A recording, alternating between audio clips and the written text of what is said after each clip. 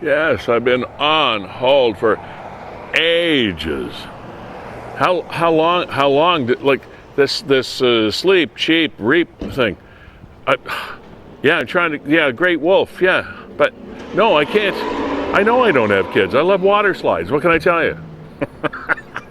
All right, I got to hang up. All right, yeah. Okay. Hey, welcome to season 5, episode 22 of Niagara 411 Live with Sterry, fueled by Gales Gas Bars, powered by WeeStreem. We're also supported by Sandra's Home Healthcare, Virgin Insurance, ACE Alignment, and Equal Wellness Services. Ladies and gentlemen, these are your specialities at the lovely Fiddler's Poorhouse, 149 St. Paul Street in St. Catharines.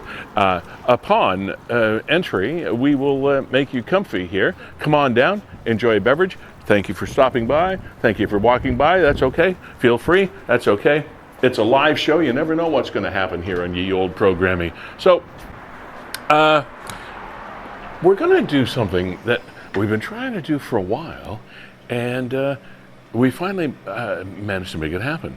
We have this season's new head coach of the Niagara IceDogs coming on to talk about the dogs, obviously, and the OHL and where things are going, etc. So we're kind of excited to have Ben Boudreau joining us on the program in the next little while. You may have seen a bit of a disturbing post on Niagara 411 about this dog that seems to be terrorizing. Is that not too strong a word? A particular park in St. Catharines. We're going to have Evelyn, the lady that shot the video that you might have seen on Niagara 411, coming up on the program, and a bunch of other things that have caught your attention and ours over the last couple of weeks. So stay with us. Come on in. We'll be back in 30 seconds.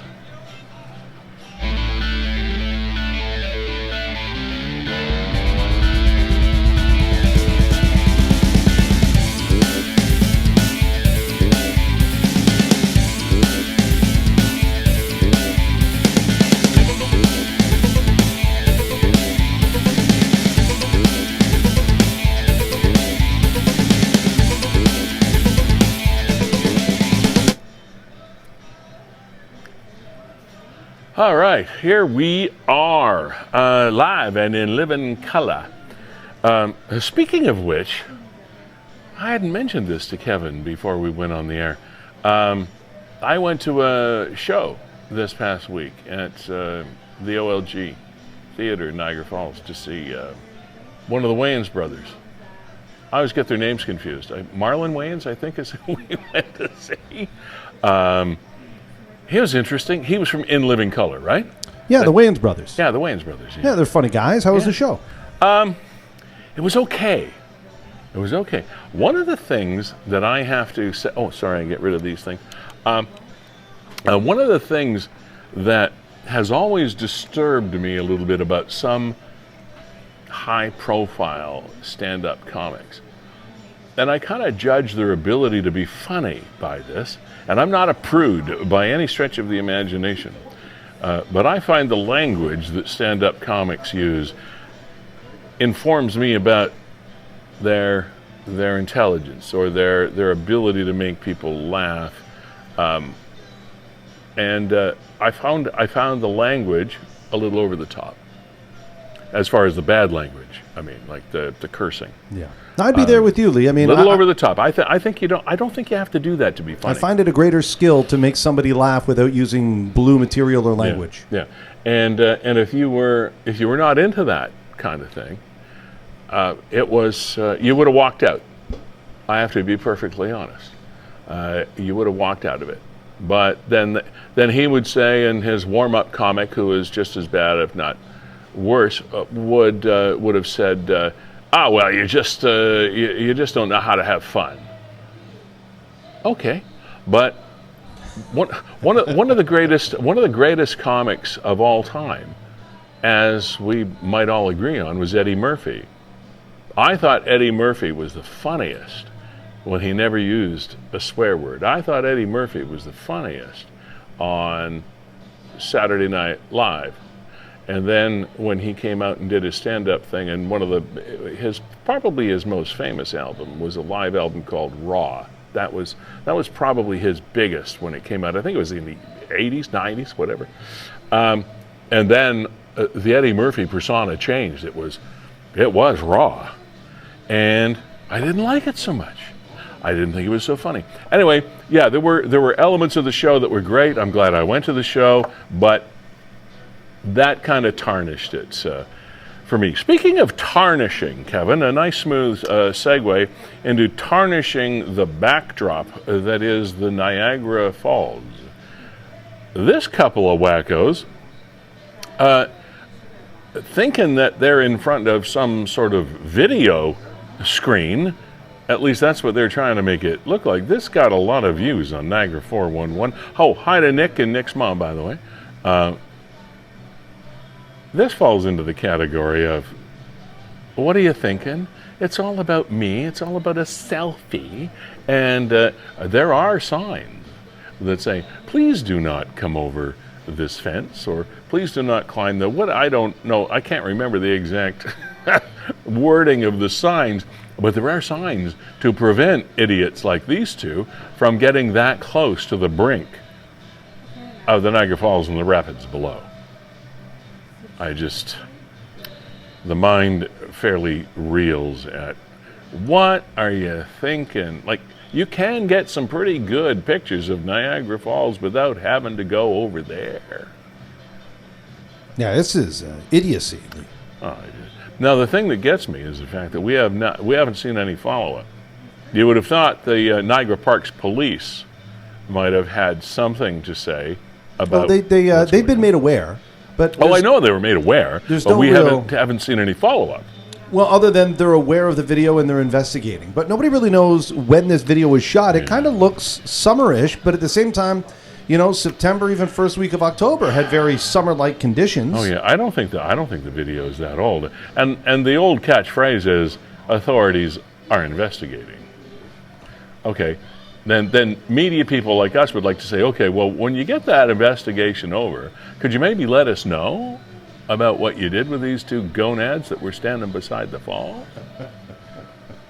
That's Kevin Jack, ladies and gentlemen, executive producer of Ye Old Program, co-founder of WeeStream, the technological genius behind this program. And Lee, I'm going to segue into something technological here. Yeah. Going back to the main Niagara 411 page. Yes. And if you pull it down at the top, you'll refresh the page, and you'll see there, we're now live. I've got it right here. That's us. That's the show. It's got it right here. So scroll on down to us right there, and I'm going to refresh what I'm doing right now, just what we're asking you folks to do. And then right there, I'm going to click on that share button. And then we share. And I'm just going to share now. And then we share now.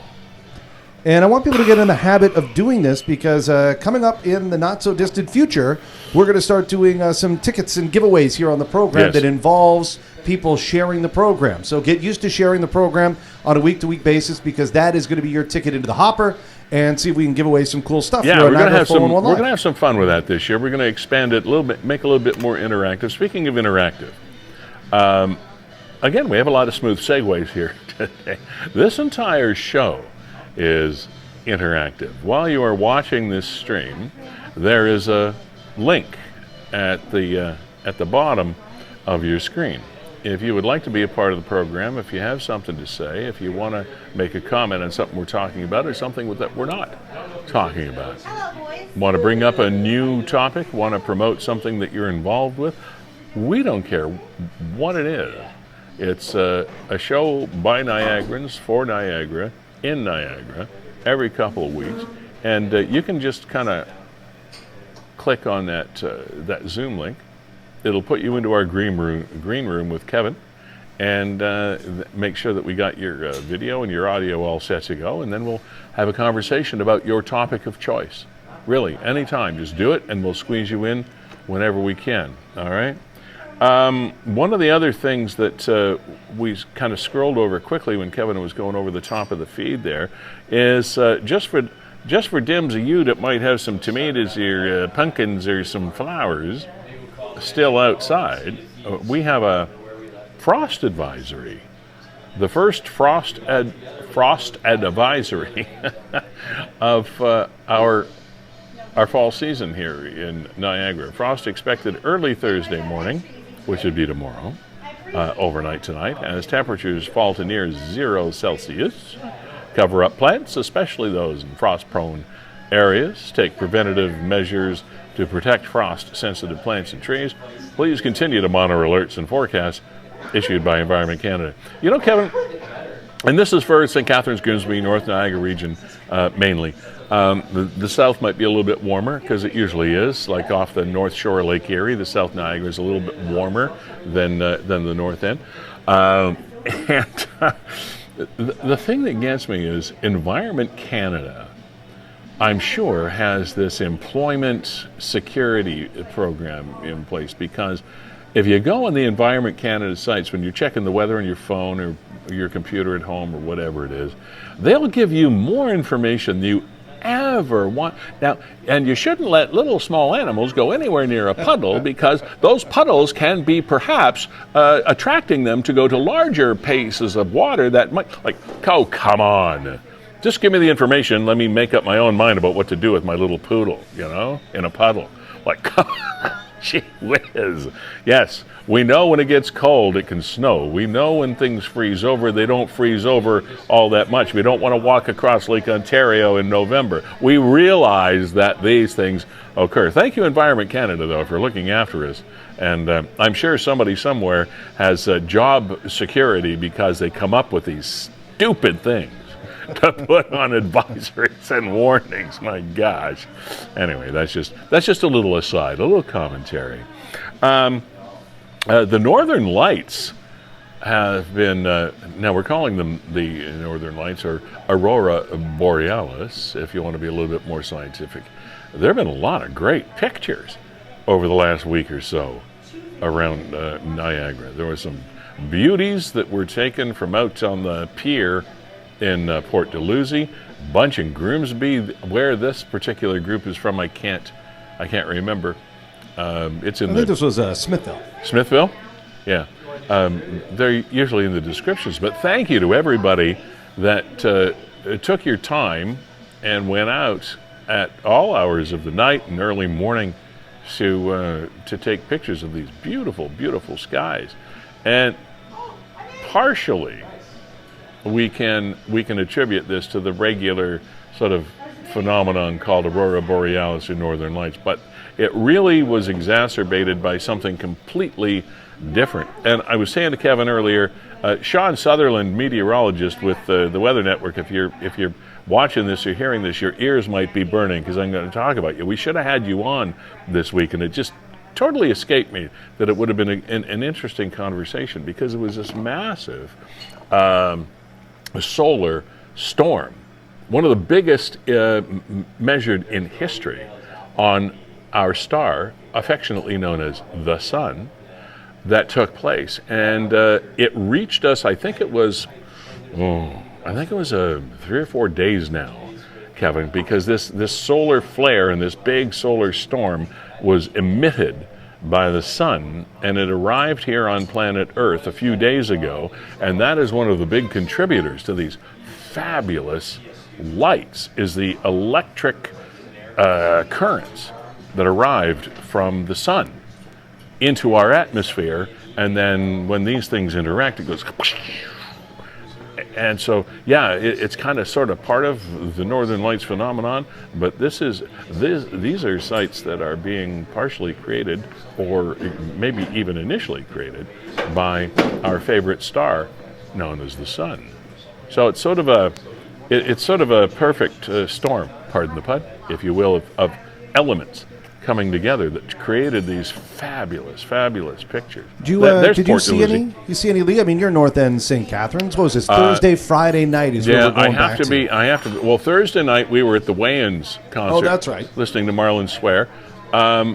So I didn't see it on Thursday night. And then Friday night, I have to confess, my wife and I were just downstairs watching television, doing something really boring. You know what? People saw it a lot with the naked eye, but apparently the lens of the camera completely... really picks it up? Yeah, really delivers these vivid photos. And I know this one of Port Dalhousie, gosh, I don't know who to credit on this one. It says from John Marshall Goodyear. I don't know that it's his photo. Oh, might be a Chris Delat photo as well. I have a neighbor who is... whose name Chris Delat. Look at that. But why is that Port Dalhousie lighthouse? Is that the port lighthouse, really? Yeah, that is. Why is it pink? It's not pink. Probably playing with the lenses a little bit. Yeah, to try and draw little out some of those. photoshopping going on. I don't know that it's after the fact. This might just be filters and long exposures and things like that. We have as I was saying though, we have a neighbor. I'm not going to mention him because I don't want to out him, but not that he would mind. But he is like fascinated with that lighthouse. He's out there so often. But he went out at 1:30 in the morning on Friday morning or Thursday morning, whatever it was, and got some pretty cool pictures as well. But there's been lots of them. So thank you everybody for sharing and taking your time to go out at 10:30, 11 o'clock, or even 1:30 or 2 o'clock in the morning to take some of these fabulous shots. Coming up in the program today, in a few minutes we're going to be welcoming David Rotella. He's the organizer of Dreaming Out Loud, a songwriter's tribute to Rick Rose. I'm not sure whether you realized it. If you're not really into the local music scene and the entertainment community in Niagara, you may not be aware of Rick, but a lot of us have known Rick for a long, long time, and he has been a local entertainer and songwriter and business person and media guy for a long, long time. And we lost him a while back, and our condolences. It's the first time we've had a chance to mention this, actually. Our condolences to Rick's family and all of the people that he held dear and held him dear. But there's got to be a tribute to Rick, as you can see on the screen there, coming up on November the 7th from 7:30 to 10 p.m. And as you see, organized by E.J. Rotella, David Rotella, and David's going to be with us in a few minutes to talk about that and fill us in a little bit more about Rick and this event. Ben Boudreau is the head coach of the Niagara IceDogs, who are off to a hell of a start this season. They got a record of 5-1. They're first in the Eastern Conference. They're 9th in the OHL power rankings, and 8th in their league equivalents across Canada. So the IceDogs, after having a couple of, to be kind, less than stellar seasons, are starting off 2024-25 in fine fashion. And Kevin can speak to this a little bit. We've been after some representatives of the IceDogs for a while to come on and talk to us, and it just sort of has never come together. So we're kind of excited about this opportunity to speak with Ben today about the Dogs. Yeah, good local boy riding the ship. Would love to see him behind the bench for maybe a decade or more.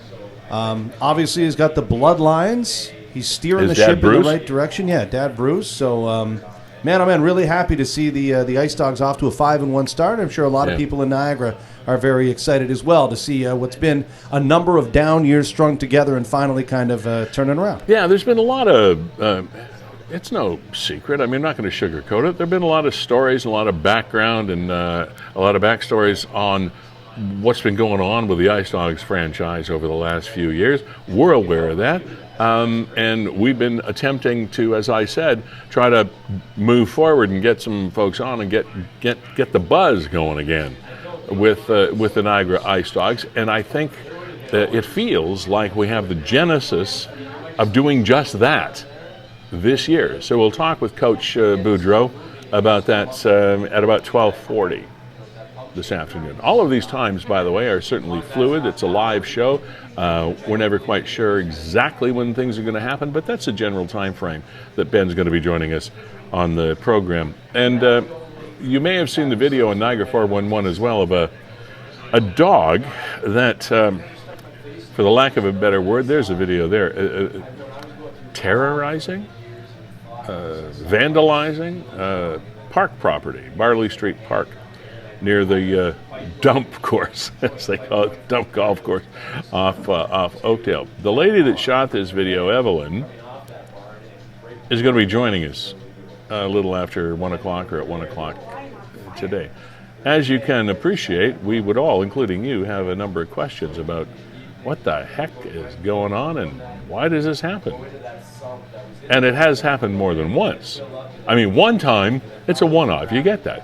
But apparently it's not just a one-off. So, and before we move on and get into the meat of the show, I want to talk about our sponsors and once again acknowledge Gales Gas Bars Limited for being here, our premier sponsor. And by the way, I have to mention this. This is a total personal thing, but I know that Jessica Friesen, the CEO of Gales Gas Bars, and her husband Ed would love this. I happened to be playing Sawmill Golf Course last Monday, and our group teed off right after a large contingent of youth golfers from Niagara high schools. It was the SOSA Golf Championships at Sawmill, which stands for Southern Ontario Secondary School Association Championships. Eddie Friesen, Jessica's son, was the champion. Hey, way to go, Eddie. Yeah. So, and I think Timmins is the next go-round. So, congratulations to the Friesens. I think he shot, I could be lying, but I think it was like 74, 75. Yeah. This started it sounded like the start of a Rodney Dangerfield movie. Like, you teed off right behind them. Next thing you know, they think you're in the competition. You go back to high school. I couldn't have been any close to being in that competition.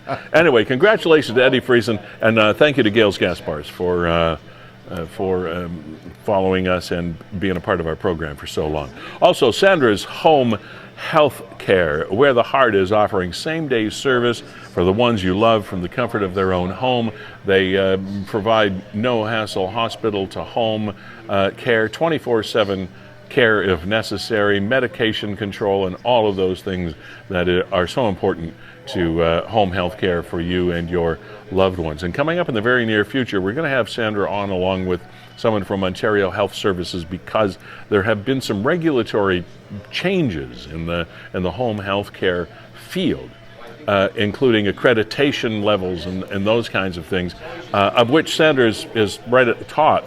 But it's not for us to explain, because I know we'd probably get it wrong at some point. But we're trying to set this up so that we can bring you some really pivotal information about the home health care system in Ontario. So thank you, Sanders, for being a part of this. Verge Insurance Group, Mark Shirk, Blake Shirk, and all the people that look after your home and health and life and business insurance, auto included. Another local born and bred company operating just over here on Ontario Street. Thank you, Verge, for always being a part of us. Ace Alignment, the mouth that roared. A small place, but man, do they do a lot and look after your vehicles expertly. Wheel alignments and brakes and suspensions and front end repairs and oil changes and all makes and models of vehicles on North Street, St. Catharines, just off Geneva, behind the Niagara Regional Police Station on Welland Avenue.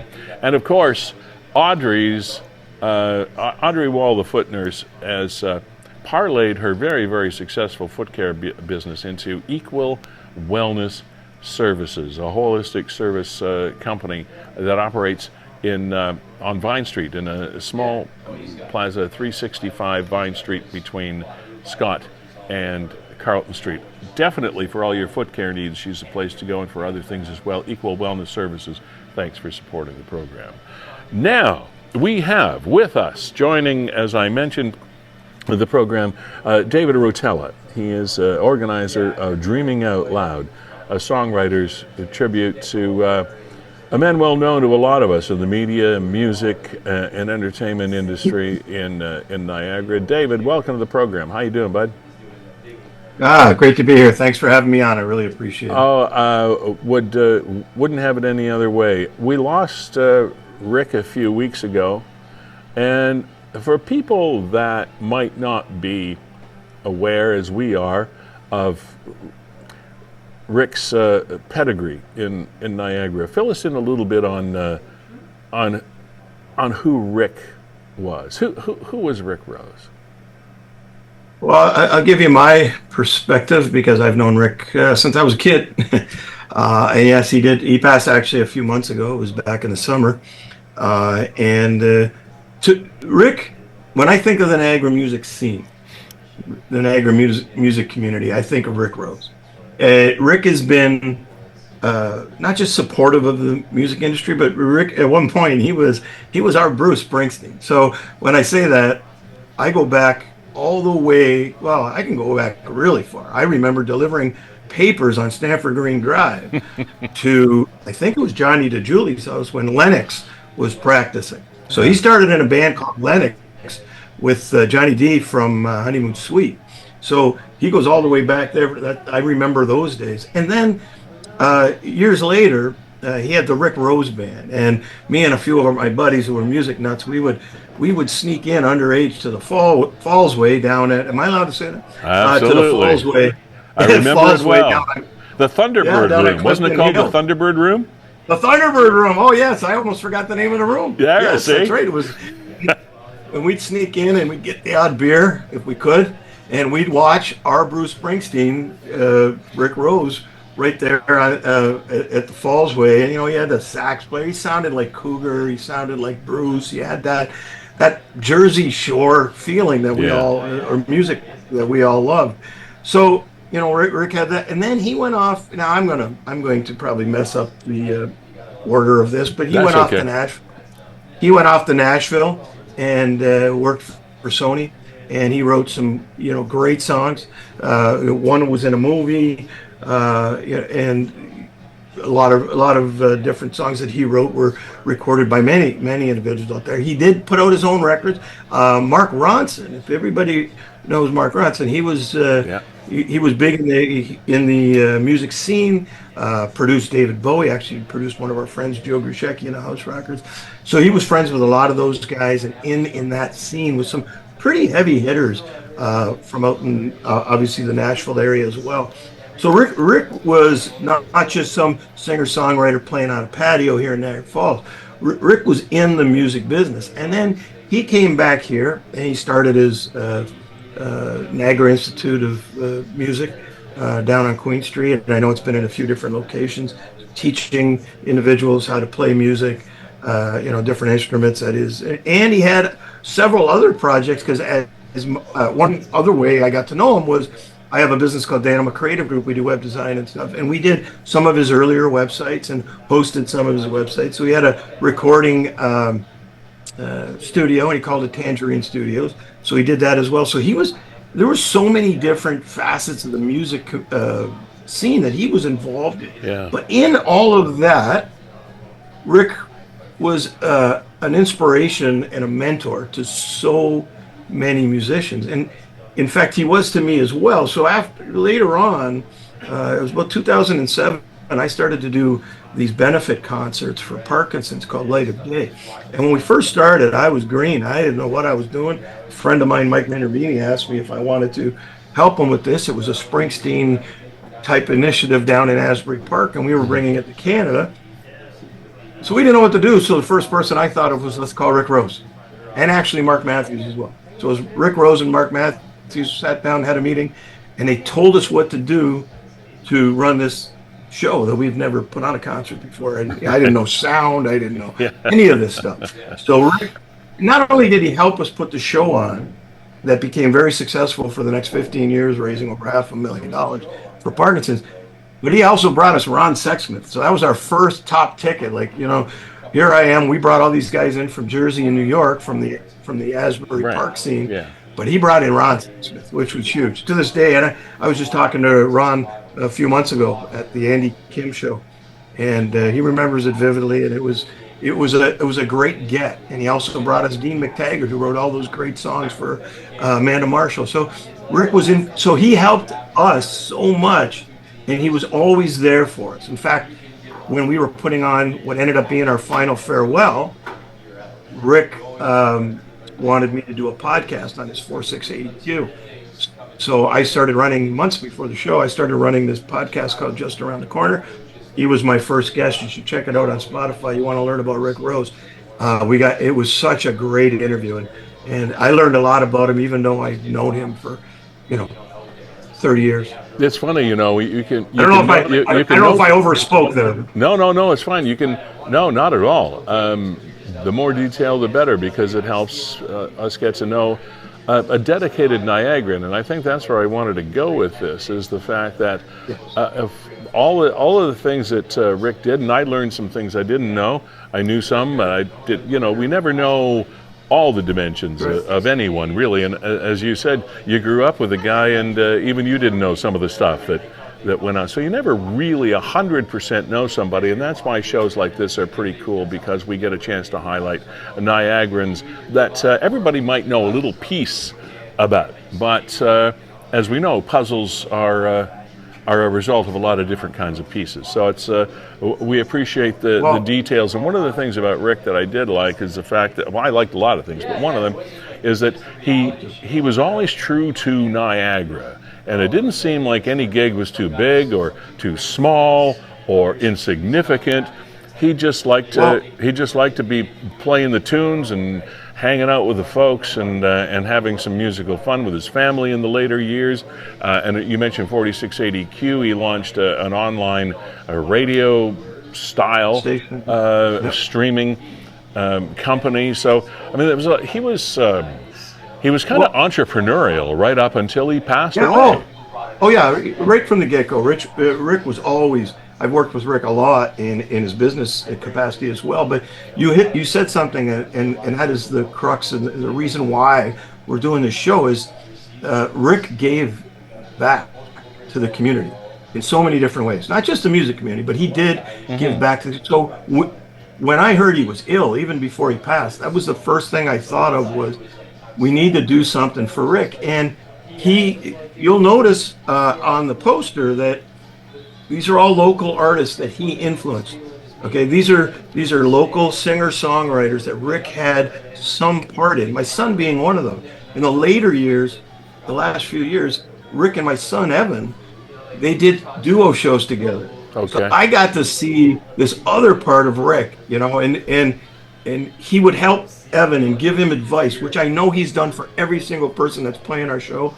And the other reason I know that he was so influential is when I announced the show, how many artists texted me to say, I want to be in the show.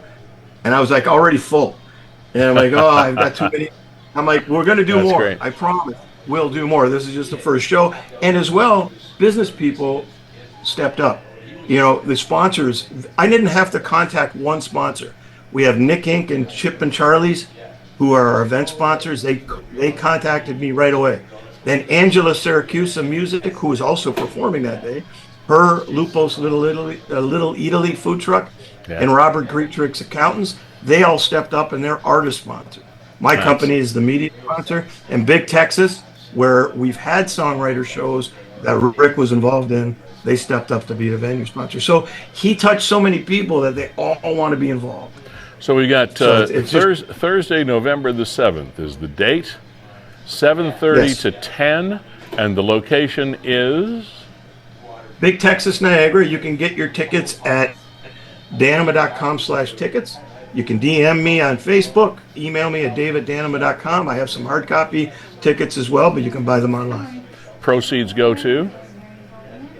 All the proceeds go to the newly founded Rick Rose Music Foundation, started by his lovely wife Rosa and his children Melanie and Jake, who you might know from his band Avenue Inn. Yeah. All right. David Rotella, thank you very much for organizing this event, because it's well deserved and well earned by Rick, and certainly in due time it's a perfect time to do this when the dust has settled a little bit, and we can appreciate the man and the entertainer and the Niagaran that was Rick Rose. So thank you for doing that, and also thank you for being here on the show and taking your time out today, Dave.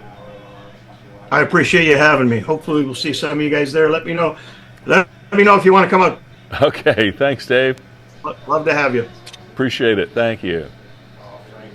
David Rotella, highlighting a really, really, really productive and contributory Niagaran. And Kevin, it's oh so true.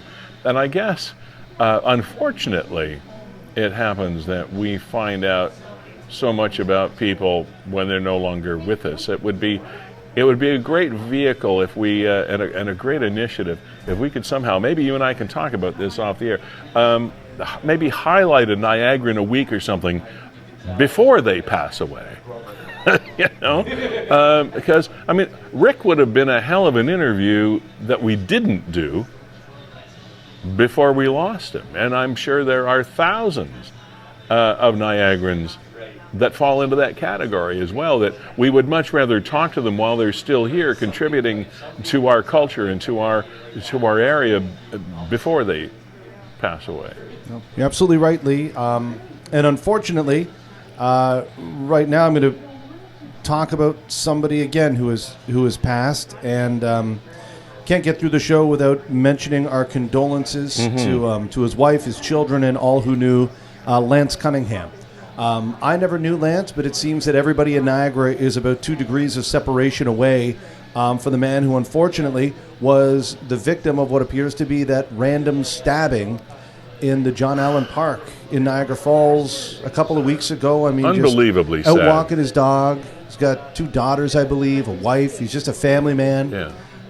Everybody in Niagara, as I mentioned, connected to this guy. There is a GoFundMe to help his family, and that's what I want to share here. Yeah. Not exactly sure where we are with the goal or the amount raised. Donation is protected, but I mean, just seems like an all-around good guy. Seems like an all-around good guy that's had his life cut short inexplicably, and I don't think we'll ever have answers to that. And we hear this word all the time, but in this case, it certainly seems to apply, and that is senseless. The indiscriminate and senseless criminal activity that we are bumping into, or is bumping into us, here in Niagara seems to be, and I've seen people ask this question, is it on the rise? Or again, are we just getting better, for the lack of a better word, at reporting on these bizarre and sad incidents? I believe, I tend to think it's a little bit of both, but I do believe that there is some element of social behavior that is on the rise. Whether it's because of an infiltration of people from outside our community, or whether we just have an increased incidence of whether it's mental illness or social misbehavior, whatever categorizing you want to do with these folks. Either way, there are innocent victims of these things. Someone walking his dogs. The story that we also heard out of Toronto, a woman standing at a bank machine, somebody walks up and stabs, and there seems to be so many of these kinds of things happening. I don't know how we fix that, Kevin. I don't know where we go from here. I don't know. I'm sure law enforcement is also struggling with how are we policing this? Because it seems, again, as people that have been in contact with police forces around the country, not just here, but it's a reactionary force. It's hard to prevent something when you don't know what's going to happen, and unfortunately, you have to just react to an event. And boy, if we could do something to somehow get there before these things happen. I don't know, preemptive strikes or something. I don't know. It's very frustrating, and it's as they say, a conundrum wrapped up in an enigma. It's hard to deal with. Lee, also want to throw a shout out there as well to Robbie Greetrix. David Rotella dropped his name there as well. One of the guys that stepped up, chartered accountant in Niagara Falls, also a good friend of mine. Just all around good guy, giving back to the community. So big shout out to Robbie. And if you guys know him from either his ice hockey, ball hockey, slow pitch, or accounting worlds, the guy is just all over the place. And thank you very much for stepping up and once again helping the community.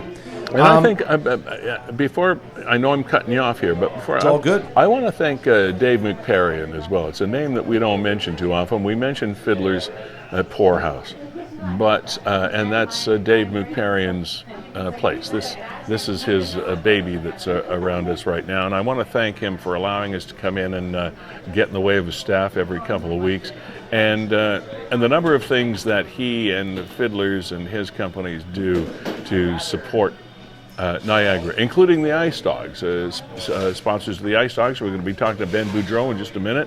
So I just wanted to take a quick aside here and thank Mook for all of the things that he and his staff do in the community.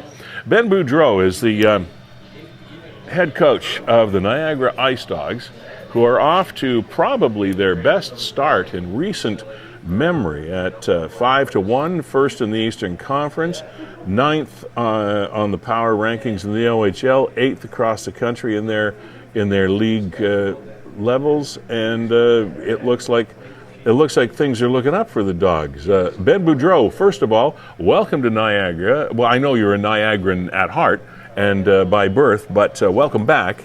And welcome to the IceDogs, and congrats on the beginning of a pretty cool-looking season. Thanks for being here.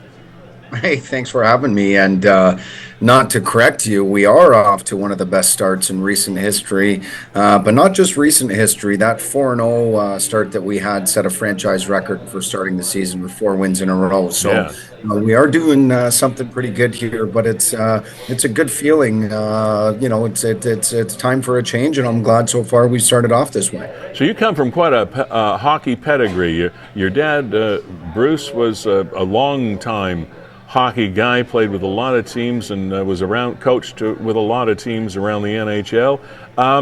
How do you feel about that, kind of following in your dad's skate prints?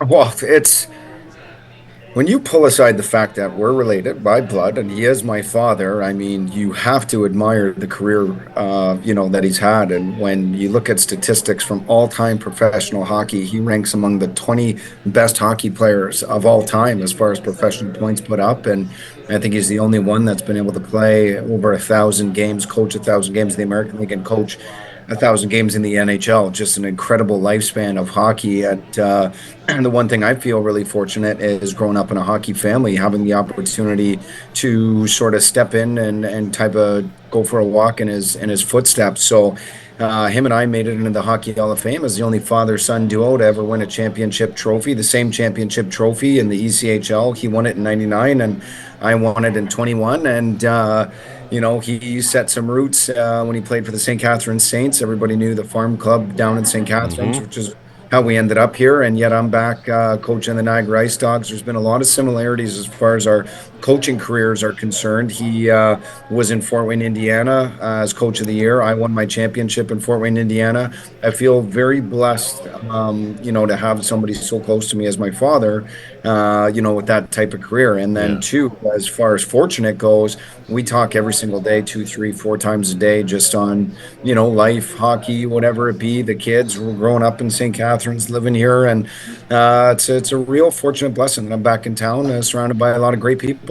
And it's wonderful that you have that kind of mentor, not only as a dad, but as a hockey guy. It's a win-win-win-win all across the board. So congratulations on that. You two must be very, very proud of each other. Now, Ben, talk to us about the turnaround of this team, because I don't think it's too weak a term to say turnaround, because it's no secret that the last couple of seasons, last handful of seasons, haven't been the best for the Niagara IceDogs, and now you're off to a flying start on the national radar screen for hockey of your league status. What is it? All you? What did you do? What's the secret? Well, our motto is team success will bring individual success, and the fact that we are, having success as a team, I appreciate you asking me if it's me. Somebody's get rewarded. Well, it's got to be partially you at least. Yeah, well, I'd like to think that I do have a hand. I mean, this is my first full season at the helm. Last year when I came here, they made the coaching change 15 games in and gave me a contract to prioritize some longevity. I could set some roots, raise my kids in here, and hopefully take a culture structure and to turn around and implement it for years to come. So the pain and the suffering we went through last year, we traded away our top guys to get some draft picks and to use that to get some better players in that we can grow with. And I thought the management did a good job of building our team back up, especially on the defensive end.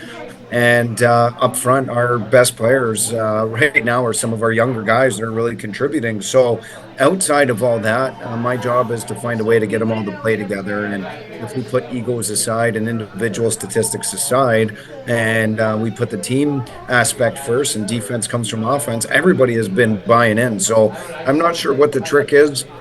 Or why they're really listening to me. I give a lot of credit to the kids, but everybody right now is acting like a family every single day. The practice, the habits, everything we preach. And when you see results, it's the best way to preach, hey, we got to keep doing the things that we're doing once you start seeing results. Kevin is the hockey guy of this team. So he's going to weigh in here a little bit. Yeah, well, you're touching on something that I wanted you to expand on a little bit. Everybody knows major junior hockey is kind of cyclical. You know, you got about every 5 years, and right now it seems the IceDogs are off to a good start. When new ownership came in, you traded away some of the old stock. You've got younger kids now coming up together. Where do you think you are right now on that cycle? Well, the core, you got to identify where the core of our team is. And then from the core of our team, that's when they're in their prime. That's when you talk about the cyclical stages. That's where you really want to go for it. And Ryan Rubrick, who set franchise records as a rookie at 28 goals, is still yet to turn 17. Ivan Galliano just turned 17 today. Ethan Zada, 5th overall draft pick, just turned 17. Brady Waslin has only played 6 career OHL games, who's already at the top of rookie scoring. The core in the future of this team, the Jack Browdies, the Chanowskis, the young guys are just scratching the surface. And we do have some great older players, Lashko, and even Kevin He is only 18 years old. So when you look at the next 2-3 years with our start right now, it should be really very encouraging, because our best players, the guys that are playing the most minutes, are the young ones driving. So when they become 18 and 19 years old and are physically dominant to go with their skill, and then you put a culture in play and they know how to play and learn from one another, that's when you should really start to expect high-end things. And I mean, the fact that we're ranked 8th in the country with this young group, six games into the season, that's awesome. The best franchise start. I mean, there's a lot of positive things, but I think the best is yet to come for this group, to be honest with you. As for your leadership core, you said it's a young group. Did you have anybody that went away to NHL camps, and how did that affect them when they came back? We had 5 players that went away to NHL camps, and Jack Browdy went to Boston, and he's one of our leading defensemen in points. He's come back with a lot of confidence. Kevin He went to the Winnipeg Jets camp in the NHL. He's our leading scorer, 2nd in the league overall. Andre Lashko went to Seattle. He's top 6 in the league. He's our 2nd leading scorer. So, I mean, we also had Matthew Virgilio go to Detroit, and I thought he was pretty good. So we had 5 guys. And our top defenseman, Noah Van Vliet, went to the New York Rangers camp as well, too. So every single one of our guys that went to camp came back and have had huge impacts, especially as far as their confidence goes on an individual basis. So it's been really exciting to see so far. You touch a little bit there on Robrick and the breakout season that he had last year as a very youngster. I mean, first year in the OHL. This year also had a couple of high draft choices. I think you mentioned Brady Waslin. How are the young guys fitting in? Well, like I said, it's easy to identify where this team is going to be going in the future. And let's just start with Brady Waslin as a 4th overall draft pick for us. Really, really exciting young player to watch. I mean, he's got 7 points in his first 6 games, over a point a game. Top 4 in rookie scoring already in the season. We played the least amount of games. This kid just got the nomination for the U17 Team Canada, just like Ethan Zada, won 2 golds for them. Just an unbelievable, dynamic player. Great kid away from the rink too. This is going to be a name that any Niagara resident should get to know as far as a household name. And I think it's only a matter of time before it becomes a national name that people really start putting him on his radar next year. So Brady Waslin's unbelievable. And the other guy that we got was the 30th overall pick, Max Creed, who's also a point-of-game player right now, who's got 3 goals so far to start his career with no special teams play either. So, like I said, the dynamic of this team right now, the young guys are driving the bus with some really good support help from some of the older guys. games. But as far as star players to watch, it's very, very exciting to see the youth in this team have such an impact so early on. Ben Boudreau, head coach of the Niagara IceDogs, is with us here on the screen on Niagara 411 Live with Lee Sterry. And I have to say, Ben, this is the first time we've met. Hopefully we'll do so in person sometime in the very near future at a game or wherever. Secondly, it's pretty obvious to me that you are completely immersed in your team and your players and the organization and what they do and what they know, because just from listening to you talk about your team and your guys and where things are going, you've got your finger on the pulse of everybody, which is, I think, a mark of a phenomenal head coach, because you obviously care about your people, number one. I mean, that's got to be number one. And for anybody that's ever played sports, players feel that, and they want to play for a guy like that or a person like that. And kudos to you for that. Secondly, we have on this program reached out a few times to try to get, I guess, some sort of symbiotic relationship or kumbaya relationship, if you will, with the dogs. And this is the first time that we've had some response, and we feel that maybe the team is finally starting to integrate itself back into the community. We could use some more bums in seats, I know, at the Meridian Center than we have had the last few games. So we're just hoping that this is really the start of a lot of different factors involved with the IceDogs, not just on the ice, but off the ice and in the community as well. So we're really looking forward to it. I just had to mention that. Well, I appreciate it, Lee. This is the first thing I'm going to do, and I grew up here, and I'm so proud to one. I've got two American children, or that was born in the States, but to be able to bring them back here last August, turn them into Canadians and have them come to the games, and they're the biggest IceDog fans, means the world to me. Just like I'm so proud to be from St. Catharines and all my stops. So the first thing I want to talk about is, Lee, if you want to come to the game at any point in time, you make sure you get a hold of me. I've got tickets waiting for you. At the same time, if you have any listeners that you want to grow, I know Niagara 411 Live is a proud representative of our region too. So if you want to get a lucky listener and tell them to bring somebody to the game, you go through me. I'll donate that on my behalf to make sure I'm giving it back to you. But at the same time, you talked about the symbiotic relationship with me and the community, and that's something I put at the forefront. Like tonight, I'll go to men's league hockey with the same guys that I grew up with at Ridley at 945, and they're now, integrated inside the community, and they're all asking about how the IceDogs are doing, and those relationships, whether it be Joe Fettas or Big Marcos, the same people that have sponsored our hockey school for the last 40 years, are invested now with the IceDogs and in the community as well too. So as far as working with partnerships and giving it back to people, I think the one thing as an organization we're very well aware of, it's been 6 years since we have made the playoffs, and that's something that's at the absolute top of our list, just to be able to go to the fans, the businesses, the people that have continued to support us for so many years. And I know this is only my first full season, but I've never really left. My heart's been here forever. So if I could have some sort of lasting effect and get us back there, I am the one guy that's going to say this. And I'm sure you will, and I will gladly buy tickets, by the way.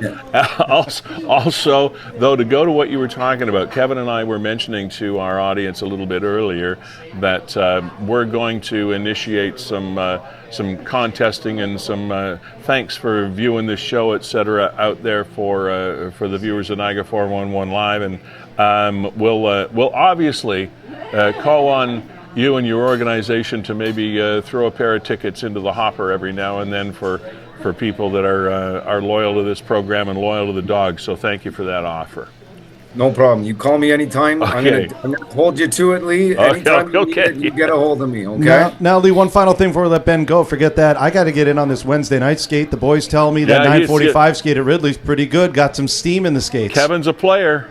I honestly, you want to hear me regale some stories. We're 1-1 in the series right now, best of 7. A lot of the WNL boys, Wednesday Night League boys, are ready to go tonight. So I've been trying to talk to our assistant coach, Stanley Cup champion Dan Pye, trying to cheat on get a few guys out there for a Wednesday. You talk to Kevin because he won't blow his own horn, but he is one of the best minor and should be major hockey players in Niagara. Hey, dude, you're talking about guys. I'm going to hold you to that, buddy. Yeah, thanks, Ben. Maybe I'll see you at some Wednesday night. I can't wait. Okay, thank you. Ben, a pleasure to have you here. You're a fabulous spokesman for your organization. We hope it's a long-term relationship, and we look forward to this season. Thanks for being here and taking your time. Appreciate it, guys. Thank you. Ben Boudreau, head coach, Niagara IceDogs. Looks like we're headed for a great season, Kevin. I like the guy. He's no shortage of sound bites there. No, that's absolutely. For sure. You know what? When he was announced as the coach, there'd been a bit of a carousel there behind the bench for the IceDogs with the new ownership. And when they announced that Ben was coming back home, I thought, this is it. Yeah. This is going to right the ship because we've got Ben here. Obviously, I think he has professional aspirations beyond major junior, just as his father coached in the NHL for years. Of course he does. But given his age and also the age of the family, we might be, 10 years off from that. Yeah. And if we could have Ben Boudreau, a proven winner at higher levels than major junior, again, he won in the ECHL.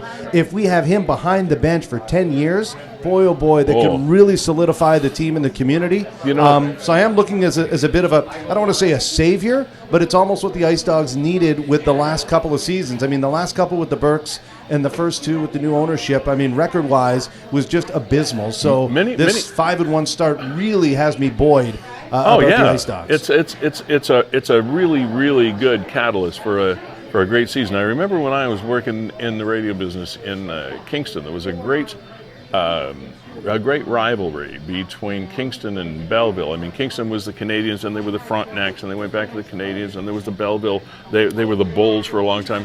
But there was this massive rivalry between Kingston and Belleville. And when we talk about coaches in the leagues back then, those coaches didn't change every couple of years. They were around for a long time. One of the longest serving coaches I remember was our competitor, because I was obviously a Kingston fan, but Larry Mavety with the Belleville Bulls. I think he spent an entire career as head coach. He was more famous than the team, I think. But I thought you were going Brian Kilray in Ottawa. Well, that's another one. I mean, another guy that's another one. Yeah, synonymous with the organization. So if there's any way that a pedigree like that can be groomed with Ben and the team, those things, and of course people have aspirations to move on and do bigger things, and we wish Ben well if he has those aspirations. But while he's here, I think he's going to do a fabulous job. So it's really good to see some energy behind that team once again, and all we have to do now is, as I mentioned, put a few more bums in the seats at the Meridian Center when they play. So we're going to be doing a lot more with the IceDogs over the course of this show, over the course of the season, and this was a good start, having Ben on the program. And you know what, Lee? In professional sports and minor pro sports, winning cures all. In a 5-1 start, I mean, boy, winning cures all. Absolutely. A number of things happened and are happening around Niagara. One of the things that we wanted to mention to you is there is going to be training exercise going on with the Niagara Regional Police Force tomorrow. And oftentimes when you see a confluence of police officers, law enforcement, and all sorts of apparatus, et cetera, in a particular area, people get a little bit of a clamp, say, what's going on? Who died? What's explosions? What's happening? Well, if you see this exercise happening tomorrow, don't get all upset. It's in the Portage Road and Upper Rapids Road area in the city of Niagara Falls between 9 o'clock in the morning and 3 o'clock in the afternoon tomorrow. Just wanted to mention that. You might hear the sound of what you think is gunfire and all that stuff. So just chill, all right? It's not there's no problem yet. Anyway, one of the other things I wanted to mention that popped up. I didn't even mention this to you, Kevin.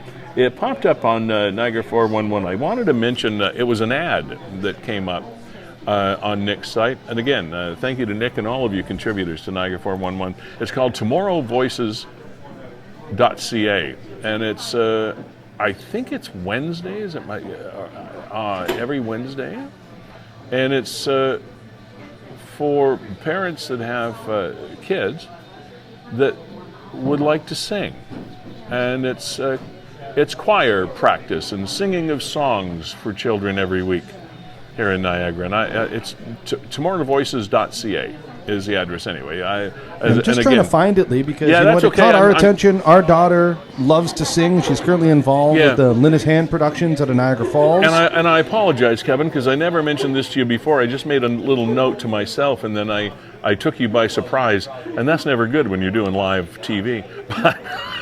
But anyway, check it out if you have a youngster that thinks they would like to try their hand at singing, and especially with a group, it's a lot more fun because you're sharing the spotlight, so it's not you're not necessarily the one under the gun as a solo artist or whatever. You can come in and have some fun and sing with friends and family and that kind of thing. And it's I just thought it was kind of a cool idea.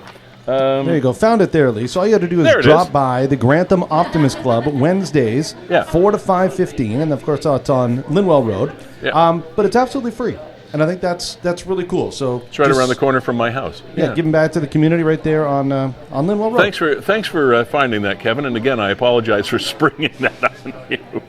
Well, it's all good. Just so you know, Lee, one show note. I just checked my messages, and we heard from Evelyn, and unfortunately, she's not going to be able to join us today. Oh, damn. Yeah. So we're hoping to have Evelyn on about, and let's see if I can get up the video here. Yeah.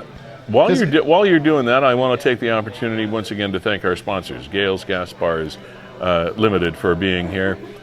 Jessica Friesen and her gang do a fabulous job. They've been operating in Niagara for almost 60 years now, and with no signs of stopping. 11 service stations, full serve as well as self-serve, 4 convenience stores, wholesale fuel delivery, home heating fuel delivery, and oil lubricant delivery. One-stop call for all of your petroleum needs are Gales Gas Bars. And talk about an organization that does a lot for community. Their support knows no bounds for Niagara, and that really is what makes them a perfect fit for this show, because that's what we're all about.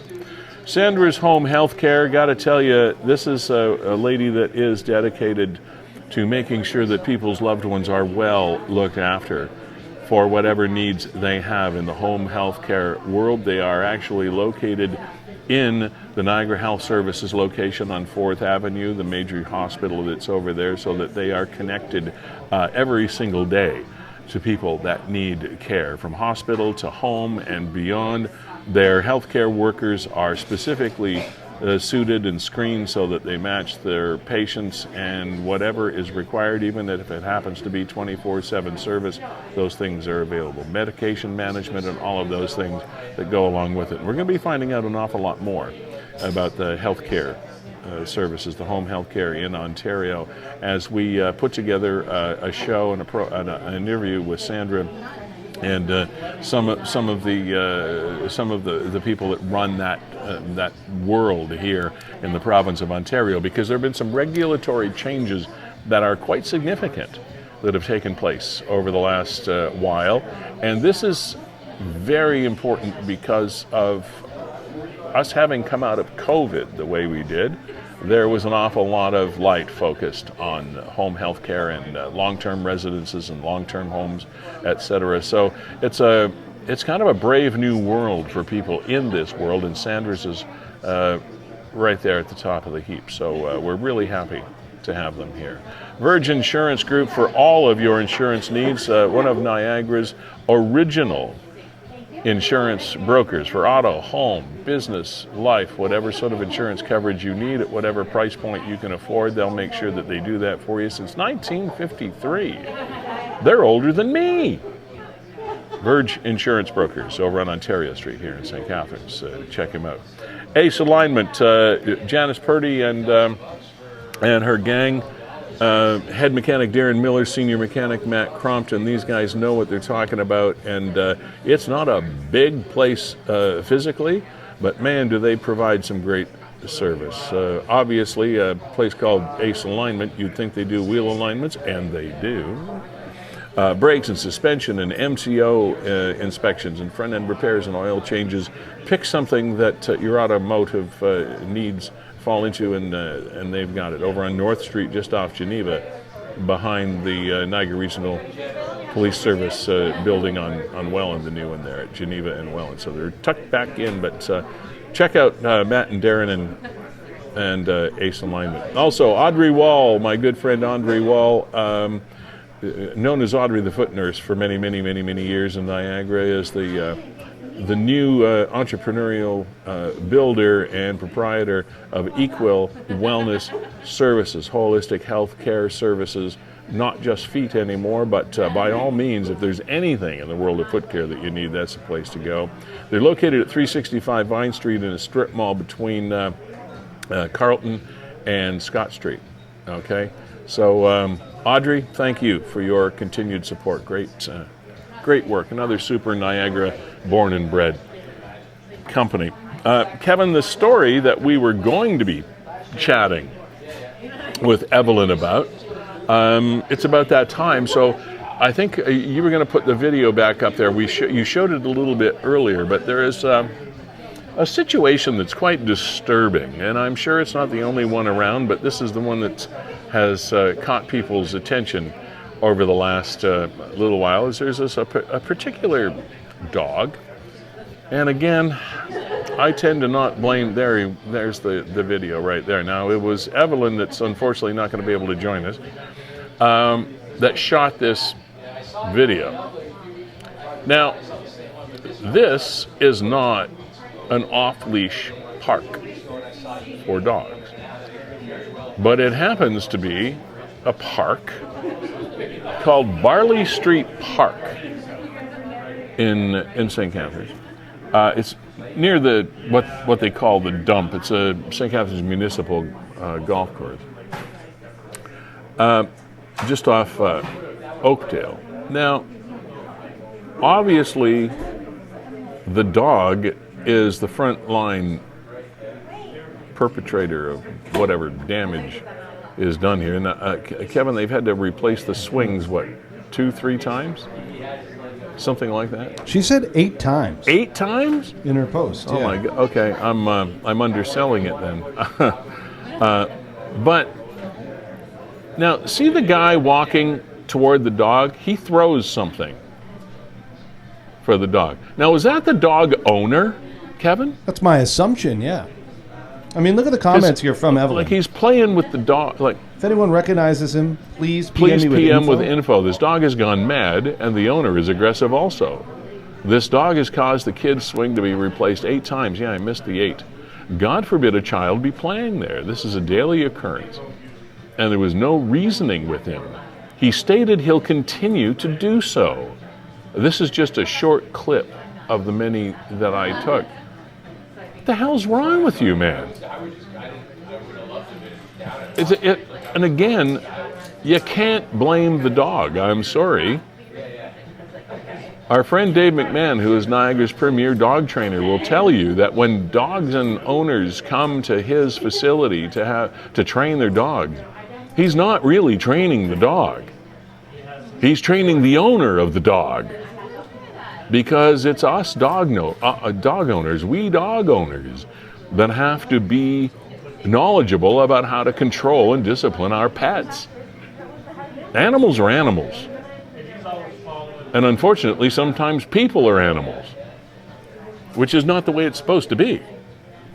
People who are animals. Like, this guy's just a nut bar. He shouldn't be allowed to own a dog. Whoever you are, man. Unless he is just a concerned citizen that's trying to deflect the dog, but it looks like he's the owner. Or at least the supervisor, whatever. That's unforgivable. Unforgivable. So obviously, obvious to me anyway, and to Evelyn and others that go there, is the fact that this dude takes that dog there, and that swing set is a play toy. for him every day. He takes the dog to the park, the dog runs around, destroys a swing set, and then goes home. The hell? Kevin, they walk among us, and I'm not sure. I'm not sure why. I don't understand it. Money just grows on trees. But what is this man like with his interactions with other humans in real life? That's kind of scary, isn't it? If that's an activity that he indulges in every day with his dog, how does he interact with other humans?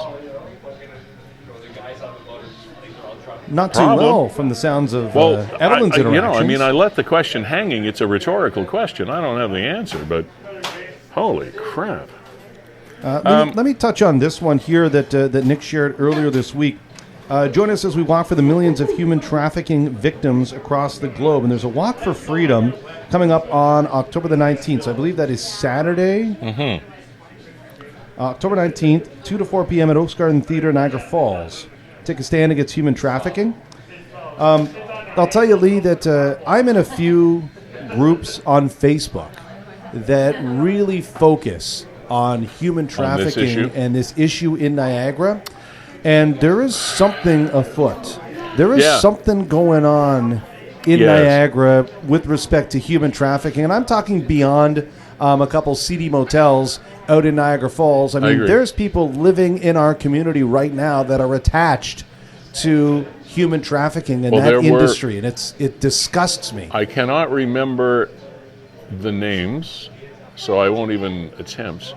But I do know that there was a male and a female arrested here in Niagara in conjunction with that issue, and it surrounded the trafficking of a particular young woman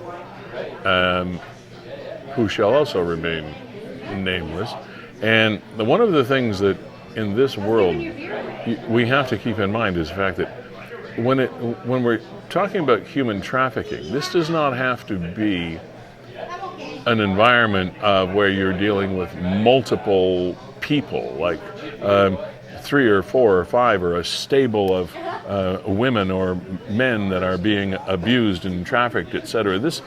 All it has to be is like one individual that is being taken advantage of by another individual or individuals for nefarious purposes, and maybe in that case it's even more difficult because it's difficult for one person to separate themselves and get away or remove themselves from that situation. But to go to your point, Kevin, I agree with you. I believe that I do feel that there's something more bubbling under the surface, some dirty little secret or a dirty big secret that, and I'm sure law enforcement is aware of it, but we're not kept in those loops, obviously, and for obvious reasons, and rightfully so, because the investigations are difficult when it comes to this world, because a lot of people that are being taken advantage of and being abused will not speak to it, and they won't come out, and they suffer in silence, which is also part of the problem. And that seems to be where the largest message should be. Talk to someone, speak out, let it be known that you're in trouble or being abused or used incorrectly or something. There's just I agree, Kevin, there's more there than meets the eye. And kudos to the people for organizing this event. Join us as we walk for millions of human trafficking victims across the globe. Abolish slavery with each step. Oaks Garden Theater, River Road, Niagara Falls. Okay. And the walk is when again? Saturday from 2 to 4. Saturday from 2 to 4. So get on down there, show your support. Lee, not sure where you wanted to go. I got something lined up here that was shared by Niagara 411. Yeah, well, let's do it. I'm if anything, okay, well, this flexible. One's it has to do with the Boston Pizza on Ontario Street. I know a lot of us were talking about this. I don't know if your circle of people were talking about this. It gained a lot of attention on Niagara 411 as they've had their liquor license suspended for 60 days. And this is Okay, well, let's read the story and then we'll do a little bit of background on it. Alcohol and Gaming Commission of Ontario issued a notice proposal for a 60-day liquor sales suspension of Boston Pizza, Ontario Street, St. Kitts, Ontario. Following a review, they have reason to believe the license holder is responsible for several violations of the Liquor License and Control Act, contributing to a fatal vehicle crash. Scroll, there we go. Here's how it goes. December 17th into the early hours of the 18th, concluded that licensee permitted a number of patrons to become intoxicated and continued to serve alcohol even after demonstrating signs of intoxication. The patrons left the premises by car and were subsequently involved in a single motor vehicle crash, which resulted in the tragic death of one passenger and injury to another. Okay, one of the things that I'm very well aware of, because I have my, as they call, serving it right certificate, because when I was working in wineries here in Niagara, doing wine tastings, etc., you have to have that card, you have to have that accreditation. And one of the things that people do not understand, and a lot of servers in restaurants and or bars do not understand this, although the restaurant owners do, I'd like to think all of the servers do, that if you are serving alcohol in any premises, it is your responsibility to cease serving people once you recognize the signs of inebriation. And if you do not cease, as in this situation, and someone leaves your premises and the result of their intoxication is someone dies or is hurt in an accident, then you are liable. And not just the establishment, though, Kevin. This goes to the server. The server can be sued and held liable individually because it is up to the server's right and responsibility and observations to halt service to anyone who is inebriated. And it goes beyond that. If someone walks into your establishment, and this happens in a lot of cases in wineries where people have been on wine tours or whatever, and they come in and they may have been to 4 or 5 wineries over the course of the day, which is perfectly fine. I mean, that's cool as long as somebody else is driving the boat, you know. But here's where I was going with it. If you are the server in any establishment and someone walks into your establishment and is obviously inebriated, and there are signs, when you take the serving it right course to get your accreditation to serve alcohol in Ontario, you have passed a course, which means that you know the signs of someone who is coming into your establishment of being inebriated. And you're not even allowed to give them one drink. It's not the fact that you're not allowed to keep serving them, it's the fact that if they are already intoxicated when they come into your establishment, you're not supposed to serve them even one drink. Because if you do, you're continuing to impede their ability to make good decisions and to do the right things. So it's not just while they're sitting there with you and you're not supposed to keep serving them. You're not supposed to serve them at all if there are obvious signs of intoxication. And there are many ways that someone has signs of intoxication, by the way. They don't have to just be weaving and falling down. I mean, there are certain ways. Why do you think when you go into an LCBO that every time you walk up to a counter and the clerk says, "How are you doing today?" They don't really care how you're doing today. They want to hear your response. They want to hear how you talk to them. And they want to look into your eyes, because oftentimes if you're wearing sunglasses, they're supposed to, LCBO employees are supposed to ask you to remove your sunglasses so they can look at your eyes. There are things that are supposed to be done in establishments that serve and sell alcohol. And if those are not done, then what just happened to Boston Pizza on Ontario Street is a very real consequence, including coming right down to the server and that could be devastating. So I'm not sure whether a lot of owners make that clear to their people serving booze or not, but it's really, really important. And there's a very popular brand name that has suffered the slings and arrows of ignoring, or at least not paying attention. Yeah, Maybe and that's the same thing. That can be debilitating to a franchise, to a restaurant, to a bar, To an owner, days. to the I'm just the talking about the server. 60-day fine. Do you think, Lee, that the law's a little far-reaching? Because I do. In what way? I understand that there's a responsibility as bar owners, there's responsibilities as servers, but it's so difficult to know where somebody has been before they walk into your establishment and where they go once they walk out. It doesn't. And visual signs of impairment aren't always there. But that's the thing. There is always some sort of sign. And the point is, you are supposed to know.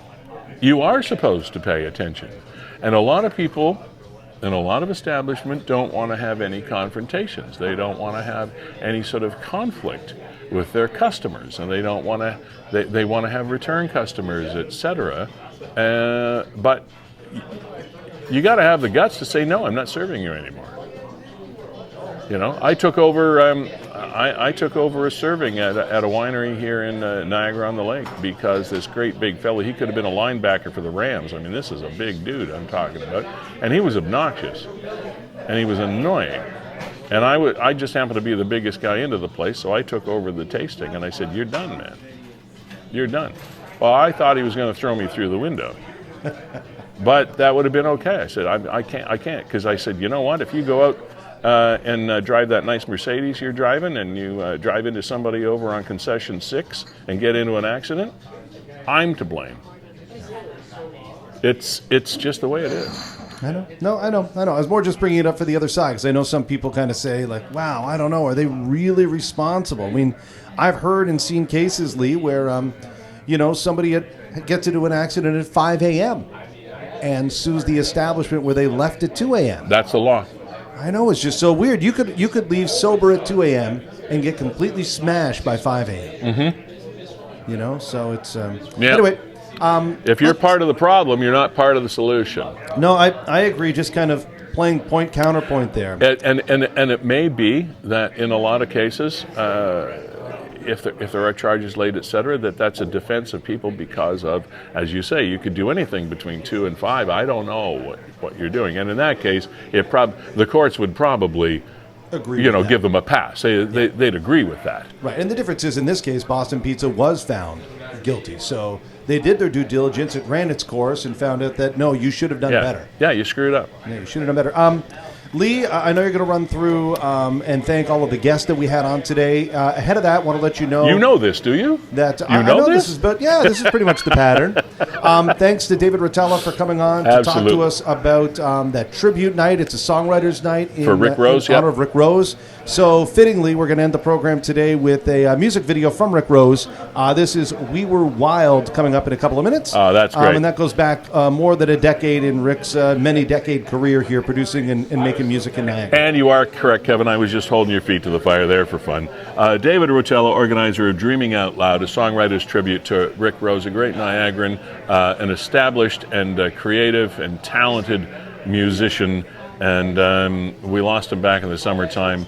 Definitely will be missed. Ben Boudreau, head coach of the Niagara IceDogs. It was a real pleasure to meet Ben today. A refreshing young man, a great spokesperson for the organization and for the team, and you can just tell that he has the passion for his players, the passion for his position, and a passion for hockey in Niagara, which is it's so refreshing to see, and we're glad that we were able to make that connection. So we're going to be doing more with them as the season goes on and as this show progresses. Evelyn, too bad you weren't able to join us, but we appreciate you raising that issue of the dog in the park at Bartley Park. And I don't know. Hopefully, it'll get resolved. Maybe with shining this kind of light on it, it'll get there.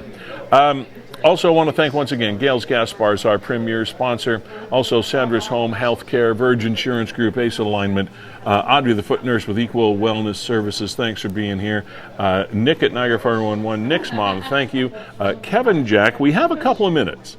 So let me wrap up here with getting an update on WeeStream in just a second. But first of all, because of Kevin and WeeStream cover, and his partner Brandon Scram, cover one of their mandates is covering Niagara Falls City Council every week or whenever they meet. And we did a piece last show on. I'm going to have to stop calling it the Twin Towers, but it's kind of what it is. It's the Twin Tower development, which is going to be on top of 7 stories of parking, etc., and 58 stories on top of that. So we're talking like 64 stories of 2 tower type development, where the current Oaks Inn is in Niagara Falls. That one piece that we did, Kevin brought us the artist renderings of what this establishment is going to look like. That was okayed a couple of weeks ago at council. We had that 2.5 minute piece, Kevin, garnered something like 55,000 views. Yeah, all told, Lee, last week's episode generated more than 125,000 views, and a majority of those, I'd say 99% of them, are right here in Niagara. So if you own a business, if you're looking to reach people in Niagara, I'll tell you, your dollar doesn't go any further than it does right here with Niagara 411 Live with Lee Sterry. One episode, 125,000 people reached across Niagara, and 50,000 alone just on that one topic. And a lot of the kudos for that go to Kevin and his production values, etc. This is the highest quality television program you're going to find anywhere. I don't care whether it's CNN, NBC, CBS, I don't care. Fox News, whatever, depending on your predilections. This is as high quality technically as it gets, and kudos to Kevin for doing that. What's going on with the WeeStream, by the way? Not a whole lot, just kind of, I don't want to say status quo, but we have been reaching out to a lot of communities and ahead of the Christmas season and seeing if they want to have their Santa Claus parades live streamed. Surprisingly, we still get a lot more no's than we do yes, and we're trying to get to the root of that, understand why communities would not want to make their public events available to every single member of their community, both when it's occurring and afterwards as well. But that's a fight that we continue to fight in Niagara. But if you're listening to this right now and going, you're right, why isn't it like that? Well, contact your city councilor and say, hey, I'm somebody that for whatever reason can't make it out on that day, but I would still like to enjoy the Santa Claus parade. Yeah, imagine if... let's pick one. Imagine if Jimmy Fallon and The Tonight Show only did their show for the people in the studio audience. Would he be making $40 million a year? Probably not. But it's televised on a wide spectrum for people that will never, ever sit in the audience live. Well, the same thing kind of goes for a Santa Claus parade. You might get 3, 4, I don't know, 1,000 people at the most lining a parade route. But when you can reach 70 or 80,000, why wouldn't you do that? No, Just a rhetorical question. You can talk amongst yourselves. Yeah, and Lee, I'll just throw you up one thing here. Yeah. This is, and the town of Grimsby, they've been working with us for many years. Oh, the Grimsby thing looks great. Live stream their Santa Claus parade. And so the quality here right now isn't the best. Might just be choked out, but I can scrub through this. I mean, there you go. This has more than 26,000 views, and then there's another 30 or so on YouTube. Speaking of which... I mean, look at that. Why would you not want this to be the legacy of your parade? Your community. And the town of Grimsby owns this. And why wouldn't you want this as a legacy piece? To say, if I'm a town or city councilor, I'm saying, hey, I want to showcase my community to as many people as I possibly can. Yeah, so that's part of the learning curve with live streaming, and it's something that... that WeeStream is kind of figuring out ways to wedge our way in and approach diplomatically. But if you're watching this and thinking, you know what, I think they're right, contact your city councilor, your representative, your ward councilor, whatever it is, and say, hey, I was watching Niagara 411 live. And of course, with our collaboration with Nick at Niagara 411, he's all too eager to broadcast events like this also on Niagara 411 and draw on that audience as well. It's just I'm thrilled to be the talking head for this program. It's something after almost, well, I guess it is by now, 50 years in the media business, to be able to take a traditional media history into a new media forum and format. I'm just thrilled to be part of this and having a good time, because although it might not look like it, it keeps me young. Kevin, as always, thank you very much. And again, Fiddler's Poorhouse, thanks for being here. That's our cityscape outside. And Rick Rose, what is the name of the song we're going to have playing us out? We Were Wild. We Were Wild. And again, condolences to Rick Rose's family and friends. And thank you to Dave Rotella for being here and talking to us about Rick and making his life come alive once again for us. Y'all have a good weekend. Hope you had a great Thanksgiving. We'll see you in a couple of weeks with episode 23 of Niagara 411 Live with Lee Sterry. Thanks, Kev. Lee, happy birthday to my wife, Leanne. Happy birthday, Leanne. Enjoy.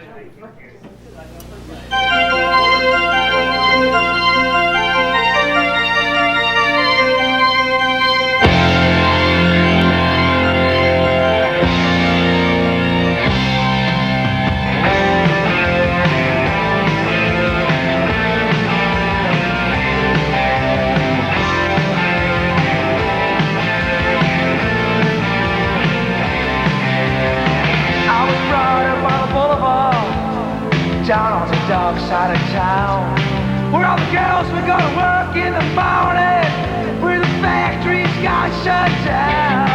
There's an old man sitting by the side of the road, reading the Bible and drinking his wine. He said, son, you want to know the absolute truth? If you want to be a hero, you gotta fight. Oh, yeah.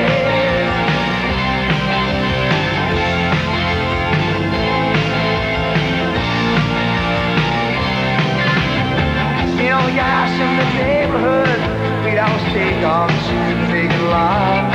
And I'd bring my 6-string, play it all night, play it one night, got caught.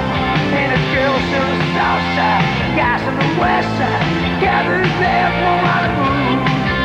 The late one night, out at the driving show, I said, gang, this is for me and you. The summer we felt alive.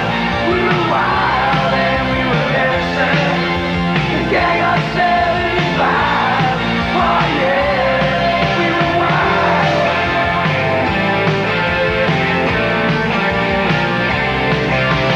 People always tell me, hey there kid, you gotta do something with your life. You gotta be somebody, go somewhere, prove it to them all night. You sit around sometime and talk about the past, wonder what tomorrow's gonna bring. You stare at the moon in our faded blue jeans in the summer, talking about